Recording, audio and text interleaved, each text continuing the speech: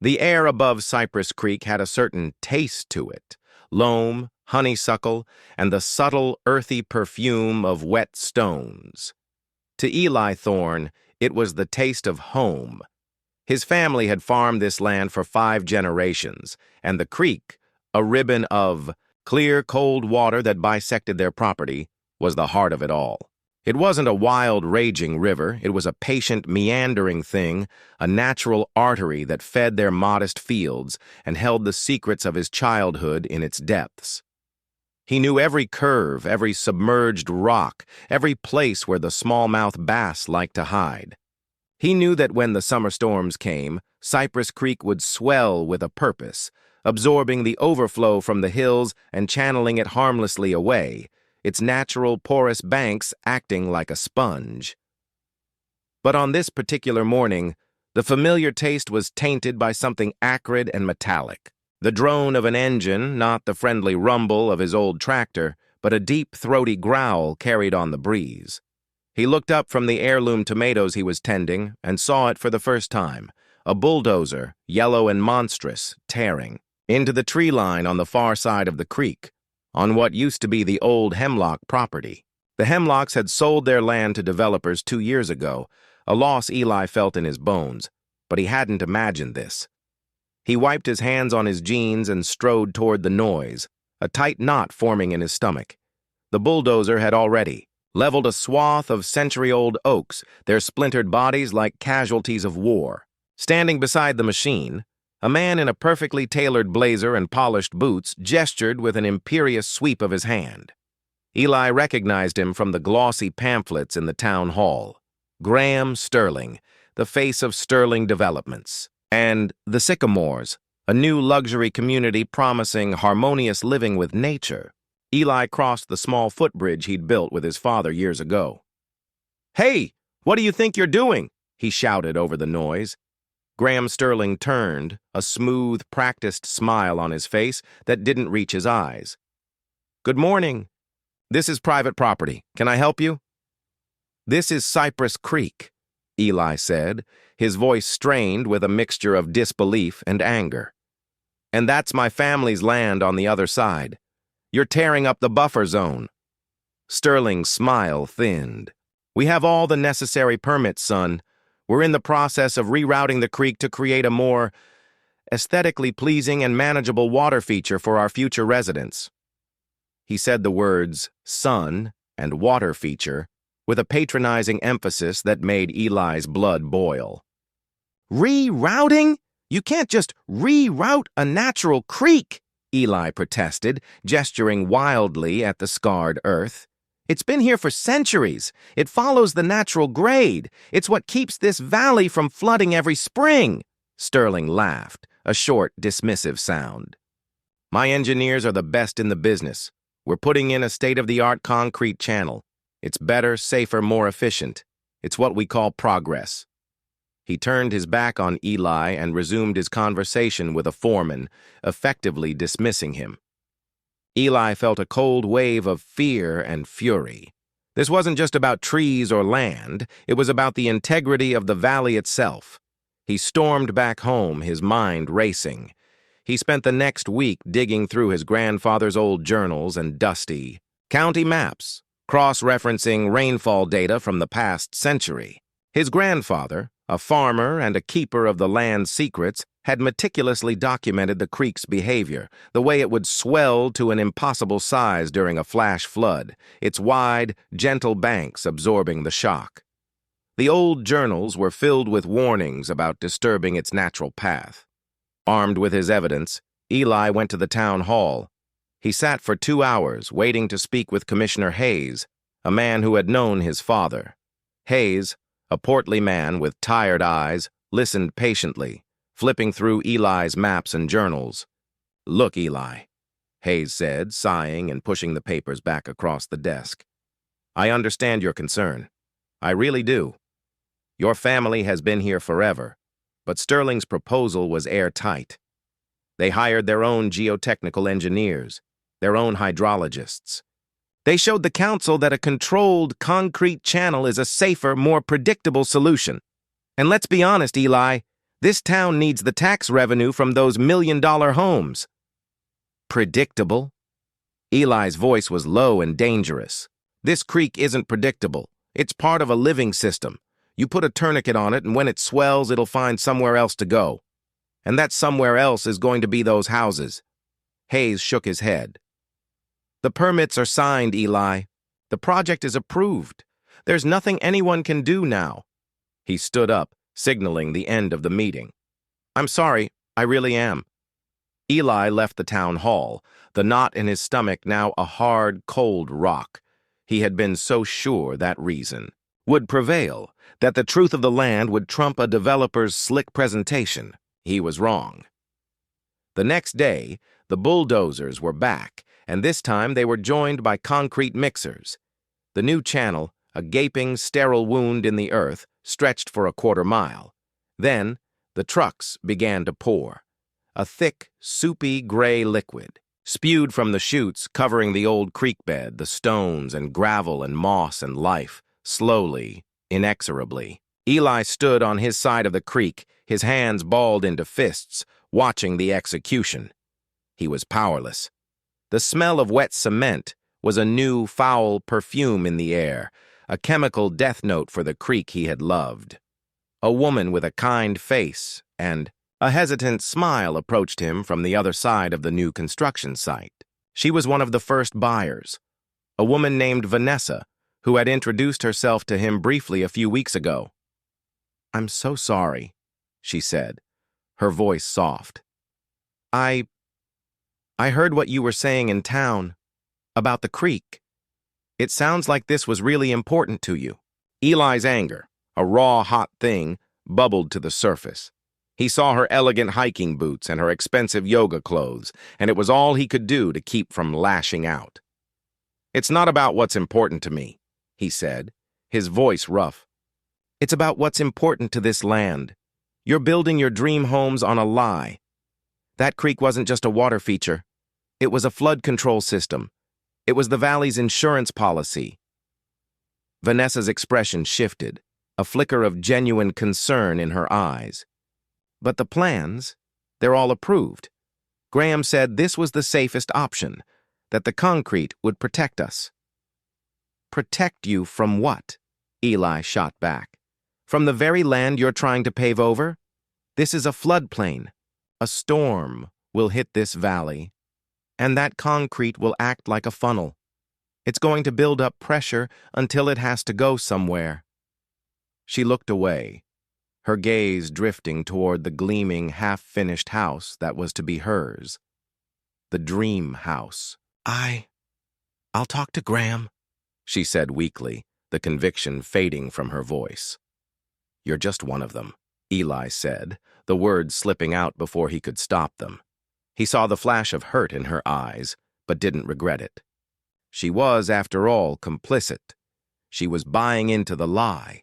She was part of the problem. He watched the rest of the week as the concrete hardened, a gray scar on the landscape. The sound of water was gone, replaced by the humming of generators and the clatter of construction. Cypress Creek, the living, breathing heart of his land, was gone. The night after the final section was poured, the rain started. It wasn't a gentle, cleansing spring shower. It was a slow, deliberate downpour, the kind that soaked into the earth and refused to let up. Eli watched from his porch, a knot of dread in his gut. The news forecasters called it an unseasonable system. A storm front stalled over the region. He couldn't sleep. At midnight, he walked down to the edge of his property to where the new concrete channel began. The gray, lifeless chute was already full, the water running swift and silent like a drain pipe. He knew this wasn't the same. The old creek would have spilled over, its banks would have swelled, the water would have soaked into the earth. But this was different. This was contained, constricted. He could feel the pressure building, the water's relentless force pushing against its new, unnatural boundaries. He looked up toward the hills. The rain was coming down in sheets now, a hammering, relentless rhythm. He thought of his grandfather's journals, of the old man's warnings. He thought of the smug smile on Graham Sterling's face. He thought of the million-dollar homes, pristine and innocent, sitting just beyond the concrete sarcophagus of the creek. A sound, faint at first, then growing louder, cut through the noise of the rain. It was a deep, groaning sound, like something tectonic shifting under pressure. He shined his flashlight on the channel, a hairline fracture, thin as a spider's. Silk snaked its way across the gray surface, near the base of the foundation of the nearest house. He watched, breathless, as a tiny bead of water, a dark, muddy tear, began to seep from the crack. He held his breath, knowing what it meant. The land was fighting back.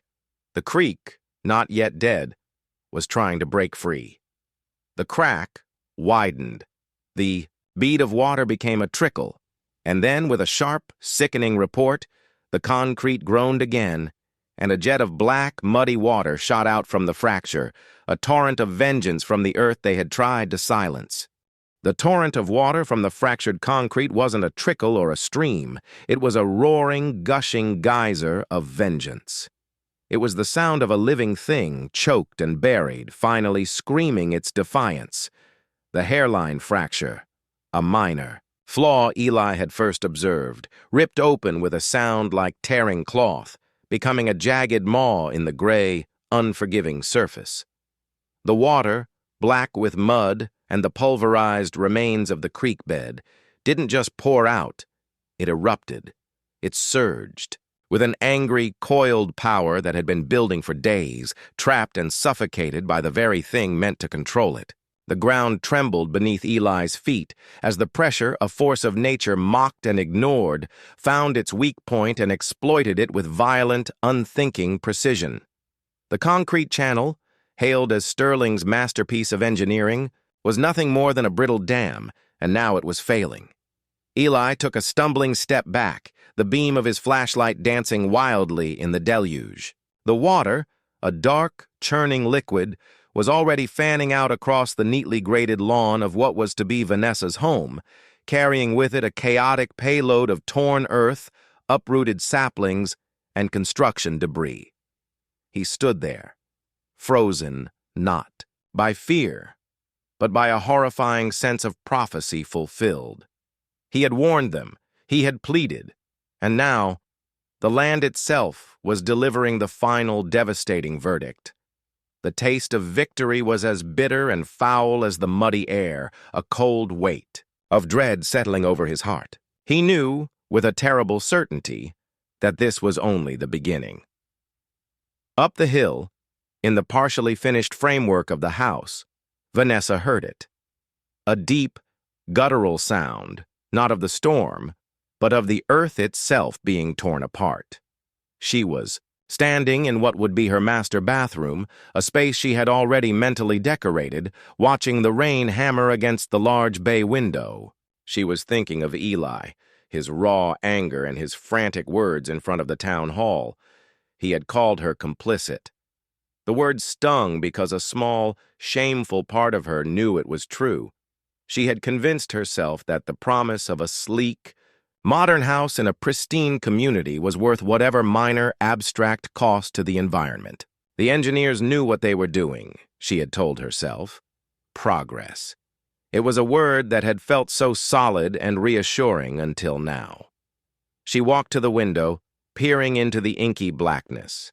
The flashlight beam, a tiny beacon of humanity in the chaos, caught her eye. It was Eli. Then she saw the water.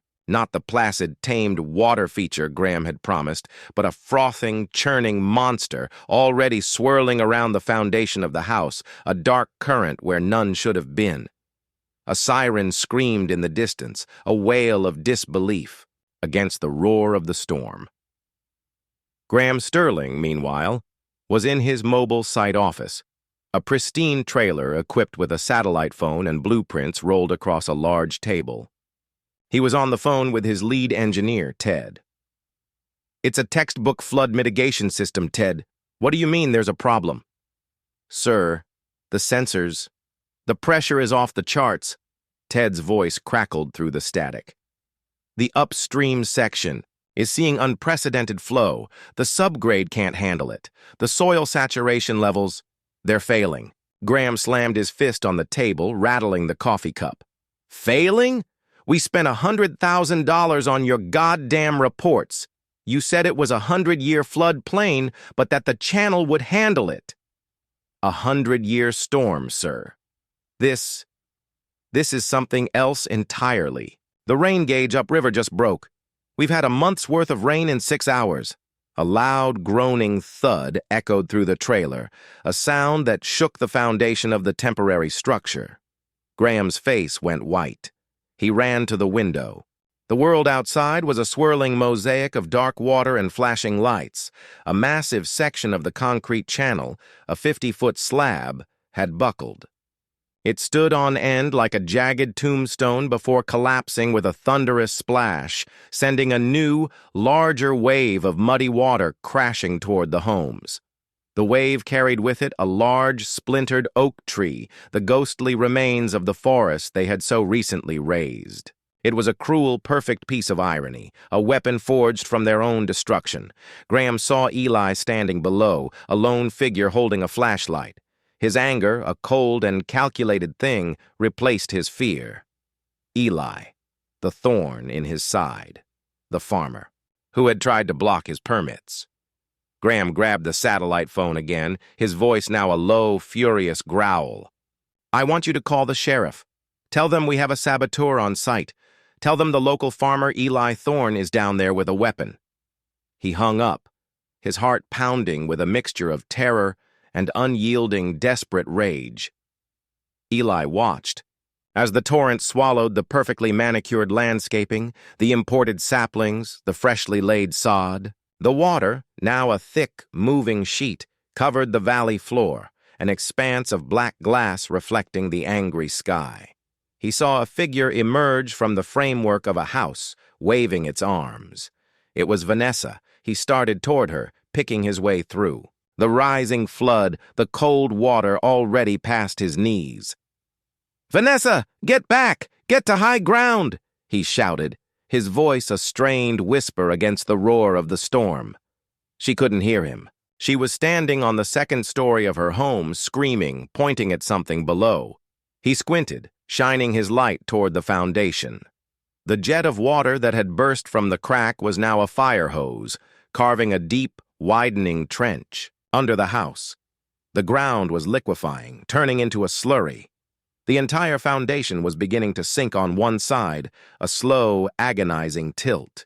The house, built with such meticulous care, was groaning like a living thing in pain. He saw Graham Sterling running toward the scene from his trailer, not toward Vanessa, but toward the wreckage of the concrete channel. He was shouting into a phone, his face a mask of frantic, venomous rage. Eli got closer to the house. The water was now up to his waist, a heavy, cold weight. "Vanessa, you have to get out of there. The house is going to go." She finally saw him, her eyes wide with a terror that Eli had never seen. "What is happening?" she screamed, the question a futile plea for an explanation that was already obvious. "The creek," he shouted back. "It found its way home." The ground beneath the corner of her house gave way with a sickening wet gulp. The entire structure, a testament to modern luxury and Sterling's grand vision, tilted at a steep, impossible angle. The sound of splintering wood and shattering glass was deafening. The bay window she had just been standing at, her vision of a perfect future, exploded inward, showering the ground with shards of glass. A beam, a thick wooden support, snapped with a crack like a gunshot, and the entire corner of the house began its slow, inexorable descent into the churning, muddy depths. Vanessa stumbled back, her hand flying to her mouth, a silent scream of disbelief and loss. She was trapped on a floor that was now a steep, dangerous ramp. A brand-new chandelier, still wrapped in its protective plastic, swung wildly. From the ceiling, a bizarre, misplaced symbol of the elegance that had been promised. The rain, a biblical deluge now, was pouring through the shattered windows. And then, through the noise, Eli heard something else. A high, desperate cry. He had seen a child's bike on the porch when he had been walking up earlier. He looked at Vanessa, her face a mask of pure, unadulterated fear. "My daughter!" she screamed, pointing into the dark, tilting cavern of the ground floor. "She's in there!" Just then, Graham Sterling arrived, soaked and furious, followed by 2 uniformed sheriff's deputies. He pointed a trembling finger at Eli. "There he is! He did this! I saw him down here. He's a saboteur!" The deputies, bewildered by the chaos of the scene, drew their weapons, pointing them at Eli. One of them, a young man with a shaky hand, shouted, "Stay where you are! Hands up!" Eli's hands were already up, not in surrender, but in a frantic gesture toward the collapsing house and the screaming woman.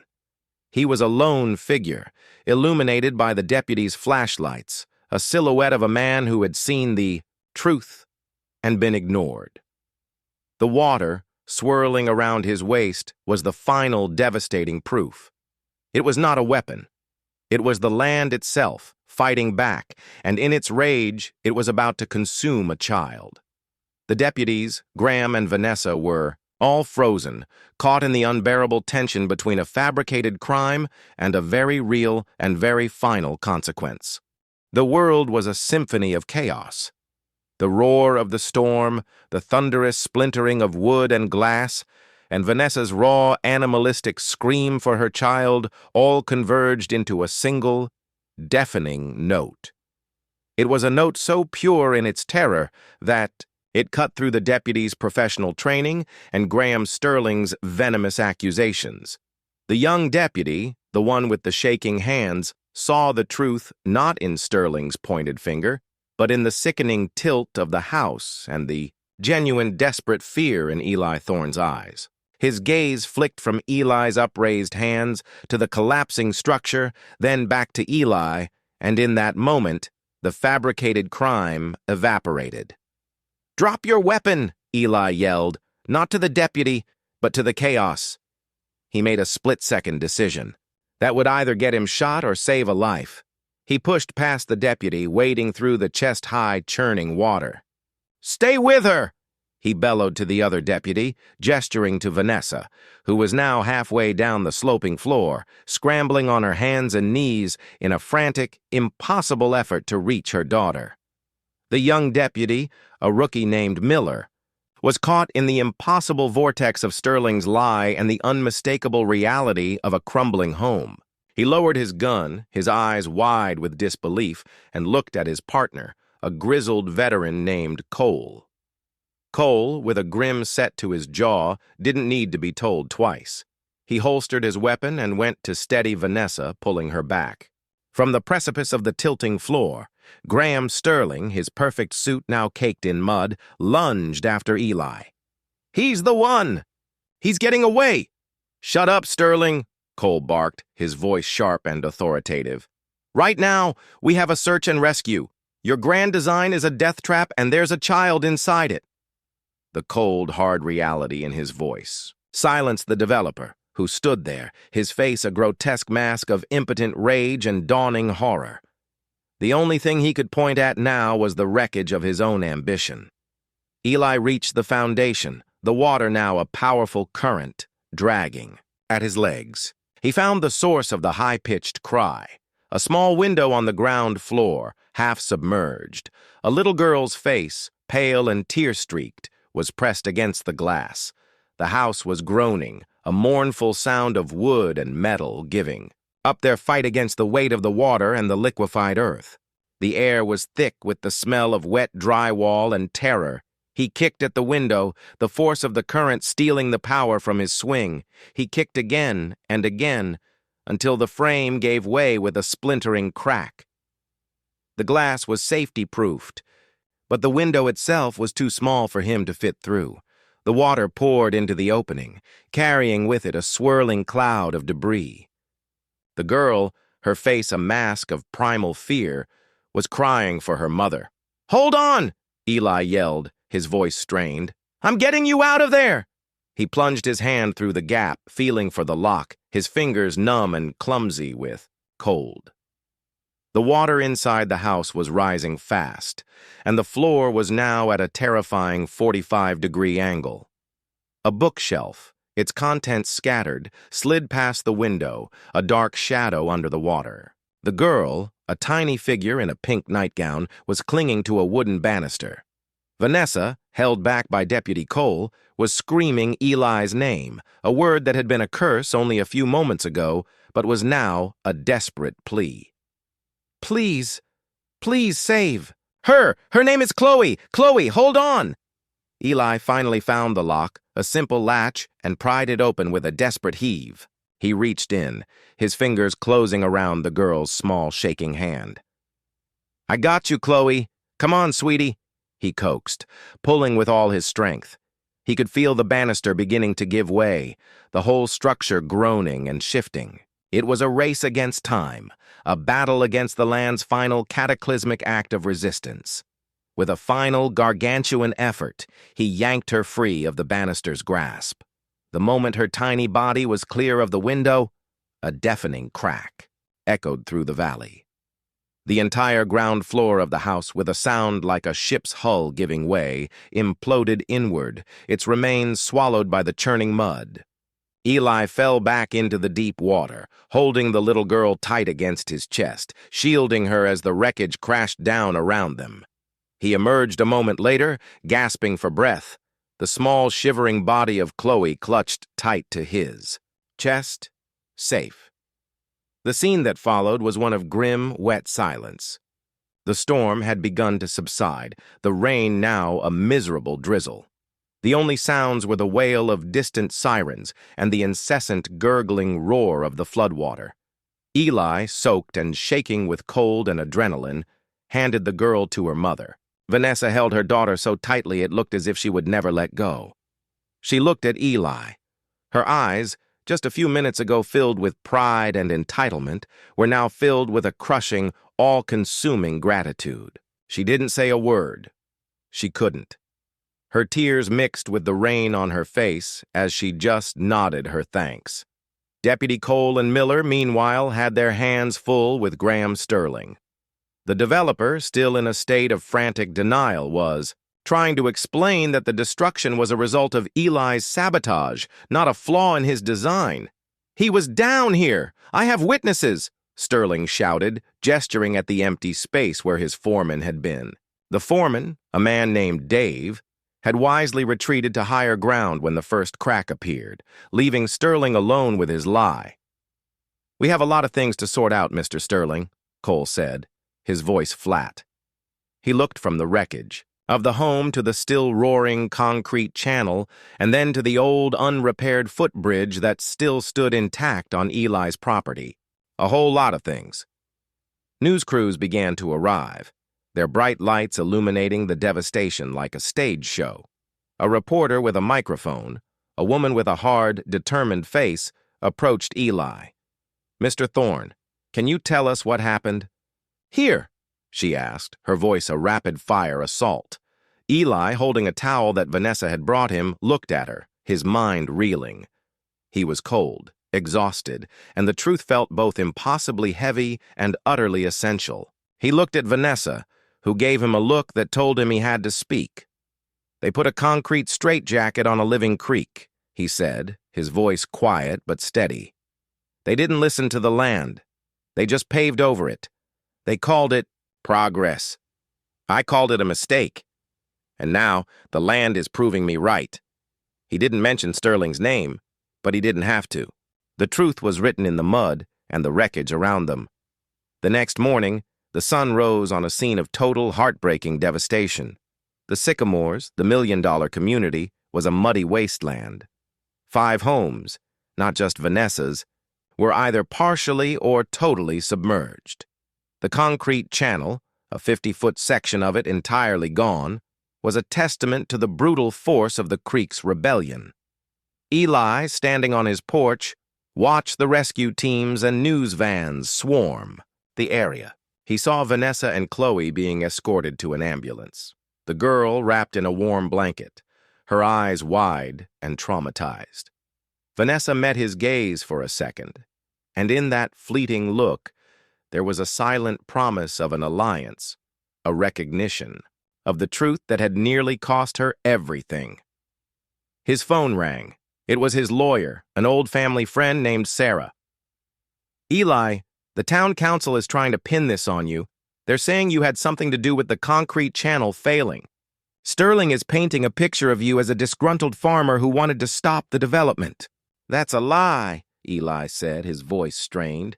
"The creek did this, not me." "I know that," Sarah said, her voice firm. "But we have to prove it. They're already calling for a police investigation, and that's not all. I've been doing some digging." It turns out that Graham Sterling didn't just get permits for a concrete channel.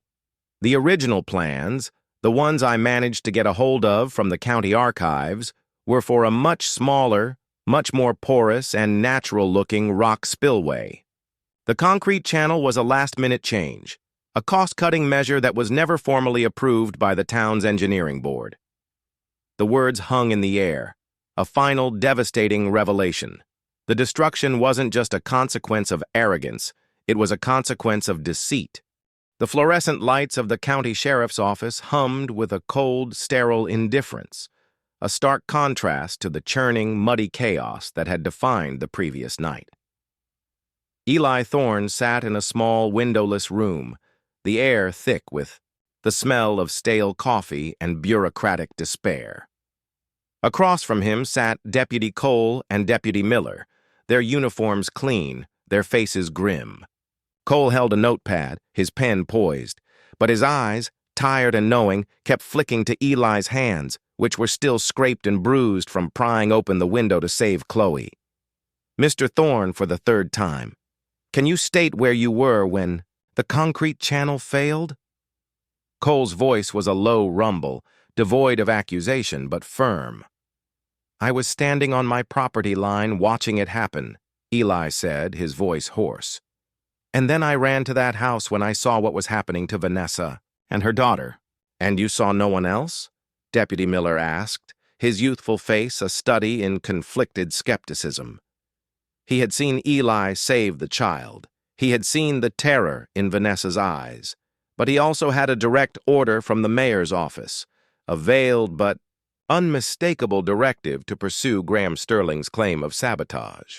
"I saw Graham Sterling pointing his finger at me," Eli said, a bitter edge to his voice, "and I saw his foreman Dave get in his truck and leave the second he saw the cracks form. Sterling was the only one there." A knock on the door broke the tense rhythm. Eli's lawyer, Sarah, walked in, a woman with a sharp mind and a no-nonsense demeanor. She carried a bulky folder under her arm. "Gentlemen, I believe we're done here for the moment."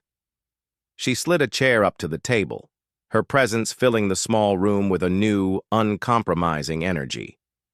"Eli has a statement he'd like to make, and I have some information that might save you all a lot of time and a whole lot of paperwork." She looked directly at Cole, her gaze unwavering. "Graham Sterling's claim of sabotage is a desperate attempt to cover up gross negligence and fraud. This wasn't an act of a disgruntled citizen. This was an act of a developer who cut corners, lied to the town council, and put people's lives at risk." She opened the folder and slid out a stack of documents. "These are the original blueprints filed with the county. The approved plan was for a natural rock spillway designed to work with the land, not against it. This," she said, pulling out a second, newer-looking document, "is the revised plan for a concrete channel. It was never formally approved by the town's engineering board. It was a cost-cutting measure, plain and simple, and it was executed, without the proper oversight or permits. And the man who approved the change order, Graham Sterling's signature is right here." Cole and Miller exchanged a look, a silent, weary acknowledgement of the political quicksand they were being asked to navigate. This was no longer a simple case of a farmer and a developer. This was a fraud investigation that could bring down powerful people, including members of the very council that had approved Sterling's project in the first place. Meanwhile, Graham Sterling was holed up in a hotel suite, his phone glued to his ear. He was furious, yelling into the receiver at the town mayor, a man named George Ellison. "They're on to it, George! That damn lawyer of his has the original plans. She's got copies." "Calm down, Graham." The mayor's voice was a silky smooth counterpoint to Sterling's frantic bluster. "We'll handle this. The town council will release a statement of full support for you and Sterling Developments. We'll shift the blame. We'll say it was an oversight, a clerical error. We'll say the new channel was a necessary change due to unforeseen soil conditions, a modification made in good faith. It wasn't an oversight, George. It was a conscious decision to save $10 million, and you know it. I gave you a 30% cut." Sterling's voice was a venomous whisper, his desperation overriding any sense of caution. The mayor's voice hardened. "I don't know anything about that, Graham. And if you say that to anyone, I will not only deny it, I will make sure the full weight of this town's legal system falls on you. You're on your own, Sterling. Clean up your own mess. This is not my problem." The line went dead. Sterling slammed the phone down, his face a mottled shade of red and purple. He had been betrayed. The mayor, the man he had paid to pave his way, was abandoning him. He looked out the window at the town he had promised to modernize, now a symbol of his hubris. The news channels were running footage of the devastation, with Eli Thorne's tired, honest face and his words about the creek being broadcast on a loop. The tide was turning, and it was about to drown him. In a small, sterile waiting room at the hospital, Vanessa sat holding a warm mug of cocoa, her daughter Chloe sleeping soundly on a cot nearby, wrapped in a blanket. Chloe had been checked and released, shaken, but unharmed. Vanessa, however, was not. She was still in a state of shock, her mind replaying the image of her beautiful new home, her dream, collapsing into a muddy abyss. And the image of Eli, a man she had scorned as a backwards farmer, a man she had foolishly accused, pulling her daughter from the jaws of a watery grave. A man, well-dressed and carrying a briefcase, approached her. It was her husband, Mark. He was an executive at a large tech company, a man who had been out of town on a business trip and had flown back the second he heard the news. He was a man of logic and spreadsheets, a man who had put his complete faith in Sterling's airtight promises. "Honey," he said, his voice strained. He sat down beside her, taking her hand. "The insurance company is already talking about covering everything. We'll rebuild. We'll find another community. Sterling is promising to handle everything." Vanessa pulled her hand away. "You don't understand, Mark. This wasn't a natural disaster. It was a lie. The whole thing was a lie. Eli, he told us this would happen, and Graham Sterling tried to blame him for it. He pointed at a man who was saving our daughter's life." The words tumbled out, a torrent of guilt and dawning fury. Mark's face, which had been a mask of corporate calm, crumpled. "What are you talking about? Sterling's a professional. He wouldn't lie about something like this. He has a reputation." "His reputation is a lie," Vanessa spat, the anger finally breaking through her shock. "His permits were a lie. His engineers were a lie. It was a cost-cutting measure, Mark. Eli's lawyer found the original plans. He changed it at the last minute, and the town council looked the other way. He chose to save $10 million instead of protecting our lives. He chose money over our daughter." The words hit Mark like a physical blow. The foundation of his ordered, logical world began to crack, just like the concrete channel. He had been so proud of their new home, a testament to his success. Now, it was nothing but a monument to his blindness. Eli and Sarah spent the rest of the day gathering their allies. The news crews were already a formidable force, broadcasting the raw, unedited footage of the flood and Eli's heroic rescue. Sarah organized a press conference at the town hall for the next morning. She told Eli that they had to make their move now, while the iron was hot, while the images of the devastation were still fresh in people's minds. "We have to present this in a way that no one can deny it," she told him. "We have to show them. The real truth, the buried truth. The next morning, the town hall was a circus. Reporters from every major news network were there, their cameras trained on the podium. The town council, a mix of nervous officials and red-faced businessmen, sat on the dais, their faces a mixture of fear and defiance. The mayor, George Ellison, sat front and center, his smile frozen, his eyes darting around the room. Eli stood beside Sarah, his hands clean, but his heart heavy. He felt the weight of the moment, the responsibility of speaking for the land, for the creek that no longer sang. Sarah began with a calm, methodical presentation. She projected the original county-approved blueprints onto a screen, showing the plans for a natural, porous rock spillway. Then, she projected the unapproved, revised plans for the concrete channel. The difference was stark. The fraud was undeniable. "This was not an act of God," Sarah said, her voice echoing through the silent hall. "This was a conscious choice by Sterling Developments to disregard environmental science, public safety, and the law for the sole purpose of increasing their profit margin. And the town council who approved this project did so without proper oversight. We now have to ask, why?" The room erupted into a cacophony of shouts and questions. Eli looked toward the back of the room, and there he saw him, Graham Sterling, his face pale and haggard, flanked by his own lawyers. His slick arrogance had been replaced by the haunted look of a man watching his world crumble. Then, a new voice cut through the noise, a woman's voice, clear and strong. "I can tell you why." It was Vanessa. She was standing at the back of the room, her husband Mark beside her, his face a study in shame and resolve. She walked to the podium, her every step a testament to her newfound courage. She looked at the cameras, at the town officials, and finally, directly at Sterling. "My daughter almost died because of you, Graham," she said, her voice trembling but firm. "You lied to us. You told us this was progress. You told us this was safe. You called the man who saved my little girl a saboteur. I believed you. I was part of the problem. But I am not anymore. And I am here to tell you that there is no price on a child's life or the life of a creek. And there is no amount of money that can rebuild what you have destroyed." Her words hung in the air, a final, unassailable. The roar of the media storm inside the town hall was a different kind of flood, one of justice, not destruction. As Vanessa finished speaking, the truth, so carefully buried, stood exposed for all to see. Mayor Ellison, his face a mask of furious, cornered despair, found his words swallowed by the frantic shouts of reporters demanding answers. The cameras, once a tool for Sterling's polished lies, now became instruments of his downfall.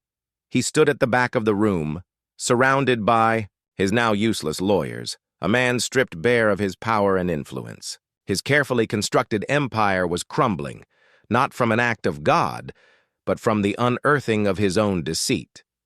Eli and Sarah joined Vanessa at the podium, a quiet and formidable trio. The media firestorm had a singular, undeniable focus: Graham Sterling. He was no longer the visionary developer. He was the fraud who had put a community at risk to line his own pockets. The questions hurled at him were pointed, specific, and devastating. Did you approve the change order for the concrete channel? Why did you try to frame Eli Thorne? What was your financial arrangement with Mayor Ellison? Sterling, once so smooth and composed, could only stammer, his carefully maintained facade finally shattering. The dominoes began to fall with a swift and terrible finality. Before the day was out, the county's Public Works Department issued a cease and desist order, halting all work on the remaining houses in the Sycamores.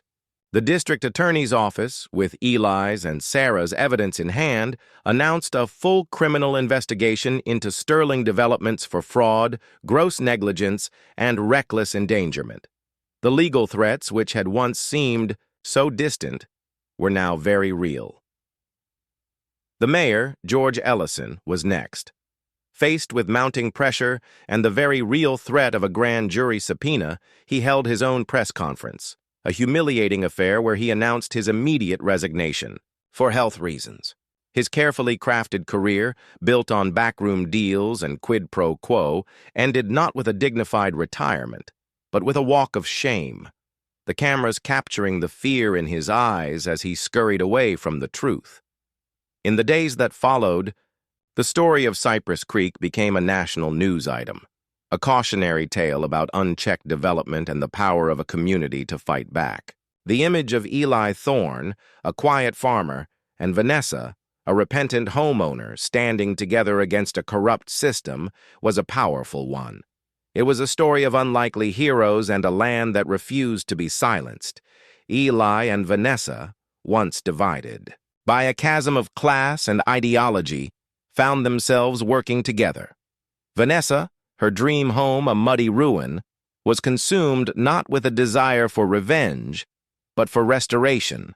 "We have to fix this," she said to Eli, her voice filled with a new kind of purpose. "We have to undo what was done." Her husband, Mark, now a silent, humbled supporter, leveraged his connections. He found environmental engineers and hydrologists who, unlike Sterling's hired hands, were genuinely committed to repairing the damage. They met with Eli, who became their most valuable consultant, their living encyclopedia of the creek's natural behavior. The plan was ambitious, expensive, and a complete reversal of Sterling's vision. They would remove the concrete channel, bit by bit, a painstaking process of undoing the damage. They would restore the natural banks, planting native grasses, willows, and sycamore trees to stabilize the soil and reestablish the floodplain. The goal was to bring the creek back to life, to allow it to sing its ancient song once more. The community, once eager for the tax revenue and the promise of a luxury neighborhood, now rallied behind the restoration effort. Volunteer groups, including many of the prospective homeowners who had lost their investments, showed up with shovels and work gloves. They removed debris, planted saplings, and helped haul away the broken gray pieces of what had been a symbol of arrogant progress. The work was slow, difficult, and humbling. But with every piece of concrete they removed, with every tree they planted, they felt a sense of purpose and collective atonement. The final scene of the story came a year later. It was early spring, and the rain, a gentle, welcome patter this time, had been falling for days. Eli stood on his side of the creek, which was now flowing again in its natural course. It wasn't the pristine creek of his childhood, not yet, but it was alive. The banks were soft and spongy, a testament to the new plantings. The water, no longer a captive torrent, had swelled over its sides, soaking into the land, just as his grandfather's journals had foretold. Vanessa and Mark stood on the other side, not on the foundation of $1 million home, but on a patch of newly sown meadowgrass a few hundred feet from the creek. They had decided to sell the land back to the Thorne family, to be incorporated into Eli's farm, creating a protected wildlife corridor. Chloe, now a year older, was running through the grass, a happy, carefree child who knew nothing of the drama of the flood, only of the joy of the water. She stooped down, her small hands digging in the mud. She pulled out a small gray object and ran toward her mother, her face beaming. "Mommy, look what I found!" Vanessa took the object from her. It was a small, broken piece of concrete, a shard of the destruction that had almost claimed her daughter's life. She looked at it for a moment, the memory of that terrible night flashing. In her mind, a raw, visceral thing. Then, with a quiet resolve, she threw it into the flowing water, a final, definitive gesture of letting go. Eli watched from across the creek, and as the small piece of concrete was carried away by the current, he looked up at Vanessa.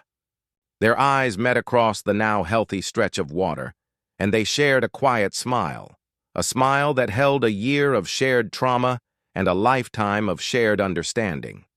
The creek, now free, sang a new song, a song of justice, healing, and the hard-won wisdom that some things are too sacred to pave over.